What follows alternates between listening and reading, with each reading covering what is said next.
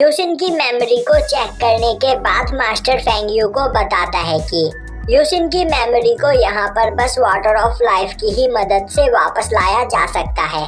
जो सुनकर मास्टर फेंगयू परेशान हो जाते हैं क्योंकि टियानवू किंगडम में उन्हें कहीं भी वाटर ऑफ लाइफ नहीं मिल सकता है। तभी मुजियान बोलती है उसे पता है वांगयू वैली में उन्हें वाटर ऑफ लाइफ जरूर मिलेगा। अब यह सुनते ही सभी लोग वांगयू वैली जाने की तैयारी करने लगते हैं। अब दिखाया जाता है कि एक जगह पर मुजियान और यूनफी आपस में बात कर रहे होते हैं। तभी मुजियान बोलती है तो तुम अब अपने पेरेंट्स को कैसे ढूंढोगे। यूनफी बोलता है अगर मेरे पेरेंट्स यहाँ पर जिंदा है तो आज नहीं तो कल मैं उन्हें ढूंढे लूंगा और जिन्होंने भी उन्हें किडनैप करने की कोशिश की है मैं उन्हें जान से मार दूंगा। तभी मुजियान बोलती है तुम्हें मेरी बात पर यकीन तो है ना। यूनफी बोलता है किस बारे में। मुजियान बोलती है मैंने तुम्हें अपने पेरेंट्स के बारे में जो स्टोरी सुनाई, क्या तुम उसके बारे में मुझसे कुछ सवाल नहीं पूछना चाहते हो। यूनफी बोलता है नहीं मुझे तुम पर यकीन है और वैसे भी फेक एम्परर सिर्फ मेरे ही नहीं बल्कि तुम्हारे भी दुश्मन है। मुजियान बोलती है तुमने बिल्कुल सही कहा और तो और वह बहुत ही ज्यादा पावरफुल है। साथ ही साथ उनके पास कई सारे पावरफुल मार्शल आर्टिस्ट भी है जिनका सामना करना यहाँ पर आसान नहीं होने वाला है। पर हम सभी लोग यहाँ पर अब एक साथ हैं तो हम फेक एम्परर का सामना कर सकते हैं। अब मुजियान बोलती है तो हम लोग वांगयू वैली कब जाने वाले हैं। यूनफी बोलता है कल। तभी मुजियान बोलती है मैं भी तुम्हारे साथ चलूंगी। यह सुनकर यूनफी तैयार हो जाता है।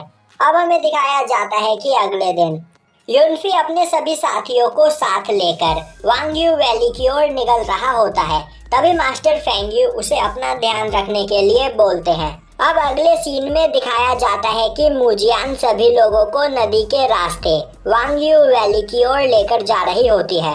वहीं वह सभी को वह एरिया दिखाते हुए बोल रही होती है कि एशियन टाइम में इस जगह को क्लियर रैलम अभ्यास कहा जाता था क्योंकि इस जगह पर गॉड्स रहा करते थे। पर गॉड्स के यहाँ से चले जाने के बाद इस एरिया पर मॉन्स्टर्स ने अपना कब्जा कर लिया और तभी से लेकर आज तक कई पावरफुल एशियंट मॉन्स्टर इस जगह पर राज कर रहे हैं। जिसके बाद वह वहाँ पर एक पोर्टल को खोलती है। अब उस पोर्टल के खुलते ही उसके अंदर से काफी ज्यादा स्पिरिचुअल एनर्जी बाहर आने लगती है जो देखकर यूकी बोलती है किसी ने भी नहीं सोचा होगा कि टियानवू किंगडम में एक इतनी पावरफुल जगह भी मौजूद है और इस जगह पर जो स्पिरिचुअल ऑरा है उस ऑरा को अपने अंदर एब्जॉर्ब करके कोई भी मार्शल आर्टिस्ट अपने पावर को बढ़ा सकता है। तभी मुजियान बोलती है वांगयू वैली के बारे में ज्यादातर लोगों को नहीं पता है और वांगयू वैली पर क्वीन फैमिली राज करती है जो कि बहुत ही ज्यादा मिस्टीरियस फैमिली है और वह अपने सीक्रेट्स किसी को भी नहीं बताती है। यह बोलते हुए वह उस पोर्टल के अंदर चली जाती है जिसके बाद सभी लोग एक एक करके उस पोर्टल के अंदर जाते हैं। वहीं एक जगह से छिपकर 3 मार्क्समैन भी उन्हें देख रहे होते हैं और अब वह तीनों भी उनके पीछे उस पोर्टल के अंदर चले जाते हैं।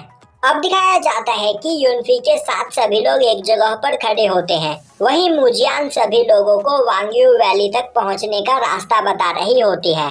वहीं उस जगह को देखकर यूकी बोल रही होती है इस फॉरेस्ट में काफी पावरफुल ऑरा मौजूद है तो इस फॉरेस्ट में रहने वाले मॉन्स्टर भी इस ऑरा की वजह से बहुत ही ज्यादा पावरफुल हो चुके होंगे। मुजियान उसे बताती है कि इस एरिया में अब ज्यादा मॉन्स्टर्स नहीं है क्योंकि इस जगह पर एक काफी लंबी वॉर चली थी जिसमें ज्यादातर पावरफुल मॉन्स्टर्स मारे गए और अगर हम वांगयू वैली तक पहुँच जाए तो हमें वहाँ पर कोई भी खतरा नहीं होगा क्योंकि वह पूरा एरिया एक बैरियर से ढका हुआ है और क्वीन फैमिली उस एरिया की इंचार्ज है। यह सुनते ही यूकी बोलती है तो तुम कहना चाहती हो कि वाटर ऑफ लाइफ पर क्वीन फैमिली का कब्जा है तो आखिर हम उसे कैसे हासिल करेंगे। मुजियान उसे बताती है कि मुझे पता चला है कि क्वीन फैमिली का एक पर्सन बहुत ही ज्यादा बीमार है तो अगर यूनफी उस पर्सन की बीमारी का इलाज कर दे तो वह लोग हमें वाटर ऑफ लाइफ दे सकते हैं। यह सुनते ही मंक बोलता है यह काम तो मास्टर के लिए बच्चों का खेल है। तभी उन सभी को एक ओर से कुछ आवाज सुनाई देती है और अब दिखाया जाता है कि कुछ लोग अपने घोड़ा गाड़ी में बैठकर काफी तेजी से वांगयू वैली की ओर जा रहे होते हैं और अचानक वह किसी चीज से डरकर रुक जाते हैं। अब एक लड़की गाड़ी से निकलकर बाहर आती है और वह अपनी ओर गोल्डन बग्स के एक झुंड को आते हुए देखती है जो देखते ही वह अपने सोल्जर्स से वहां पर एक फॉर्मेशन बैरियर को एक्टिवेट करने के लिए बोलती है। अब गोल्डन बग का नाम सुनते ही वहां मौजूद सभी सोल्जर्स डर जाते हैं। तभी एक दूसरा पर्सन गाड़ी से बाहर झांकते हुए बोलता है आखिर यहाँ पर चल क्या रहा है, जिस पर ड्राइवर उसे बताता है कि गोल्डन बग्स ने हम पर अटैक कर दिया है, तो जब तक यह लोग यहाँ से नहीं चले जाते तब तक आप अंदर ही छिप कर रहे। अब वह पर्सन कार के अंदर वापस जाता हुआ अपने ग्रैंडफादर को बताता है कि उन पर गोल्डन बग्स ने अटैक कर दिया है, जो सुनकर उसके ग्रैंडफादर उसे छिपकर रहने के लिए बोलते हैं। तभी वह पर्सन बोलता है क्या यह लोग हमें इन गोल्डन बग्स से बचा सकते हैं, क्योंकि गोल्डन बग्स बहुत ही पावरफुल इंसेक्ट होते हैं। उसका ग्रैंडफादर उसे बताता है कि क्वीन फैमिली बहुत ही पावरफुल फैमिली है और अगर यह लोग हमें नहीं बचा पाए तो आज हम सभी यहाँ पर मारे जाएंगे। अब दोनों सोल्जर्स अपने फॉर्मेशन बैरियर को एक्टिवेट कर देते हैं और कार से निकलकर बाहर आकर एक मास्टर उन सभी इंसेक्ट पर अटैक करने लगता है। पर तभी सभी लोग नोटिस करते हैं कि वह सभी इंसेक्ट फॉर्मेशन बैरियर के स्पिरिचुअल एनर्जी को खा रहे होते हैं।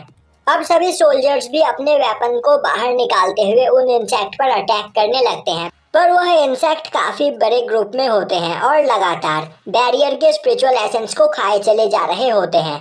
तभी वह लड़की अपने पास से एक बांसुरी निकालकर बजाने लगती है। अब उसके बांसुरी की आवाज सुनकर उस जगह पर कई सारे पर्पल बर्ड्स आ जाते हैं, जो उन गोल्डन बग्स पर अटैक करके उन्हें मारकर खाने लगते हैं। और यहीं पर यह एपिसोड खत्म हो जाता है।